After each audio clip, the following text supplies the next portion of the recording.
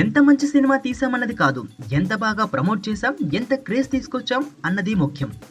ఇదంతా ఇప్పుడంతా వారం 2 వారాల్లో ముగిసిపోయే వ్యవహారం కాబట్టి ప్రమోషన్ కీలకం. అందుకే పెద్ద పెద్ద హీరోలందరూ కూడా ప్రమోషన్ మీద బాగా దృష్టి పెడుతున్నారు.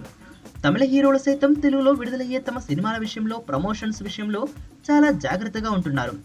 ఇంతకుముందు తమ సినిమాలు తెలుగు రిలీజ్ని ఏమాత్రం పట్టించుకుని సీనియర్ హీరో కమల్ హాసన్ సైతం ఈ మధ్య తెలుగుపై బాగా దృష్టి పెడుతున్నారు. తన కొత్త సినిమా చీకటి రాజ్యంలో తెలుగులో వేరుగా తీయడమే కాదు, ప్రమోషన్ కూడా గట్టిగా చేస్తున్నారు ఆయన. తెలుగులో 10 రోజులు ఆలస్యంగా విడుదల కాబోతున్న ఈ సినిమా ప్రమోషన్ జోరుగా సాగుతున్నాయి. ఇప్పటికే పత్రికలకు, టీవీలకు బోల్డన్ని ఇంటర్వ్యూలు ఇచ్చిన కమల్ ఇప్పుడు విడుదలకు ముందు 4 రోజులు హైదరాబాద్లోనే ఉండి ప్రమోషన్స్ చేస్తున్నారు. ఇందులో భాగంగా మా టీవీలో ప్రసారమయ్యే మా టాకీస్ షోలో ఆయన సందడి చేశారు. ఈ కార్యక్రమంలో ఒకప్పటి హీరోయిన్ రాశి యాంకర్లతో కలిసి ఆయన డాన్స్లు కూడా చేశారు.